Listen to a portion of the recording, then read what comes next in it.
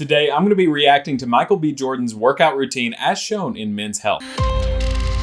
Hey, how's it going everyone? My name is Devin Ricker, and if you're new here, I create all sorts of content on how to stay fit and healthy from the comfort of your own home. So if that sounds like something you're interested in, make sure to like and subscribe today. So let's jump into it. It really just keeps my joints comfortable. You know what I mean? It takes the pressure off my some of my injuries. Using the water resistance really helps out a lot. So I've started to get more into the water as a warm-up to get my body going before I actually get to the real work. If you have the option to get into the water, it's really good if you've had injuries in the past. For a lot of my clients, they love to get in the water and swim. It's a really good cardio training. And as he's using it for a warm-up, if you have a pool around your house, that would be excellent. Most of us probably don't have one, at least not that nice. So that would be an excellent way to warm up if you had that option. Swimming is really solid cardio and there's no impact at all. So if you have a lot of knee or joint issues, swimming might be a good option for you. Each workout, I'll do 10 sets.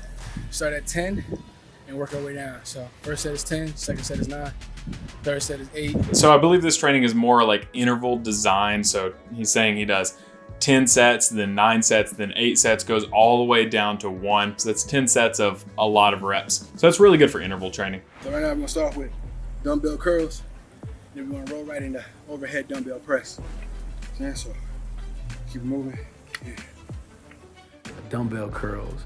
I mean, that's just great for conditioning, you know, for explosion, and putting intensity into my workouts. I like the way that he's doing his dumbbell curls. You can see he starts in sort of a hammer kind of position. His hands are vertical and then he twists them on the way up. That's actually the primary function of the bicep, is that rotation of the forearm. So if you're gonna do a dumbbell curl and you have the ability, twist it on the way up, just like what he's doing. This is really good technique right here. So do it like this. You can actually see, your biceps gaining shape.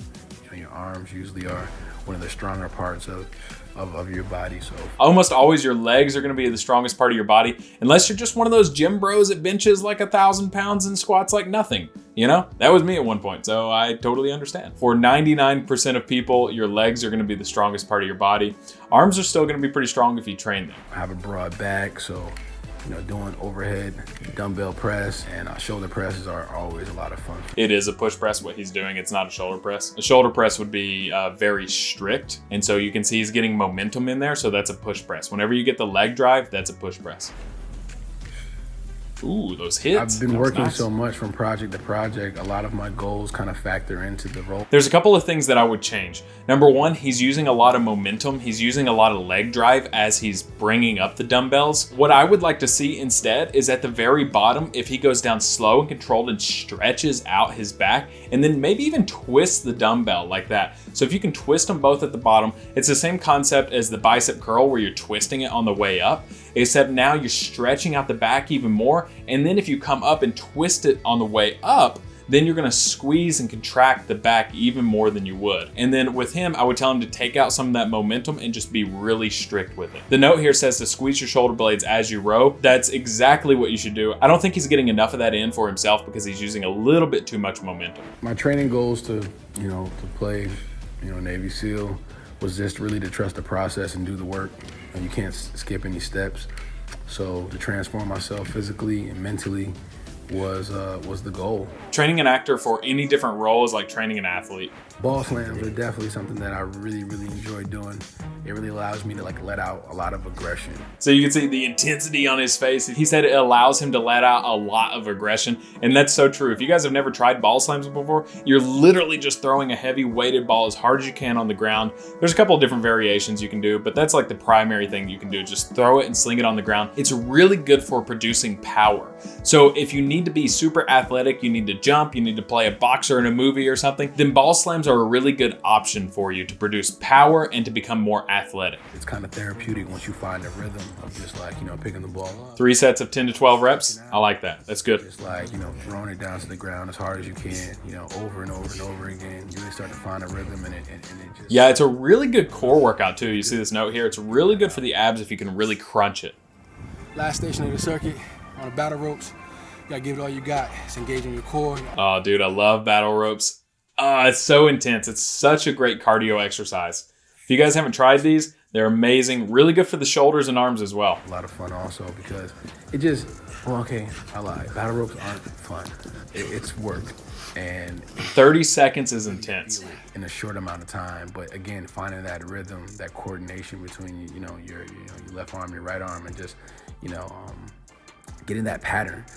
So I use all those things to kind of help motivate me. That's a good note right there. Keep your chest up. A lot of people, when they do it, they go down like this and they hunch over. You want to always make sure you have really good posture. You can see he's in kind of almost like a half squat, like a wide squat position. That's a great place to be in. You want to be in what's known as the power position. So I would probably go feet in just a little bit closer, but other than that, really great technique.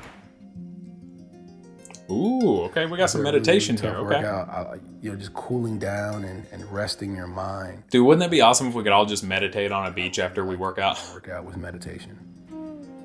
Meditation has definitely helped me just clear my mind for, the day ahead. So he finishes with meditation. I absolutely love that. So what are some of the big takeaways from Michael B. Jordan's workout routine? Number one, it's quick and it's efficient. So he literally only has 3 movements that he's doing after his warm-up. He had the curls, he had the push press, and he had the bent over rows. That's gonna be a pretty good upper body routine. So you're working the biceps with the curls, you're gonna be working the shoulders, the upper chest, and the triceps with the push press, and you're gonna be working on your power development as well. If you're an athlete, push presses are always great options. And then with the bent over rows, you're gonna be hitting the bulk of your back as well as your biceps. And then he finishes his workout with ball slams and battle ropes. I think those are great options, especially if you're trying to lose weight or produce power. So put those into your routine. I think you're gonna like them a lot. And then finishing with meditation, that's amazing. I love that. I'm a big supporter of meditation. I think everybody should be meditating. It's so good. It's like, if you're gonna do the physical training, why not also do the mental training to create a holistic and healthy lifestyle? So what are some of the things that I think Michael B. Jordan can improve on? Well, number one, there's nothing in his routine that's specifically working and targeting the chest.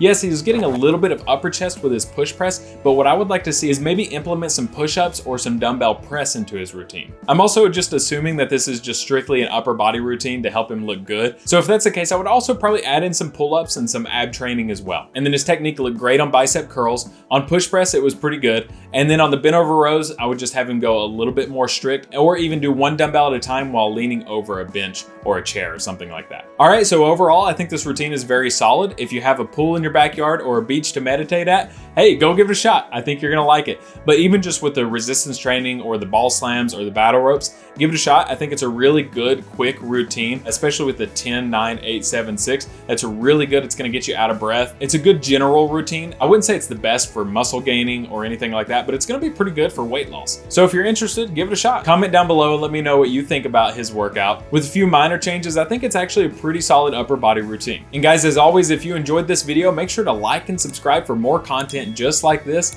I will catch you in the next video.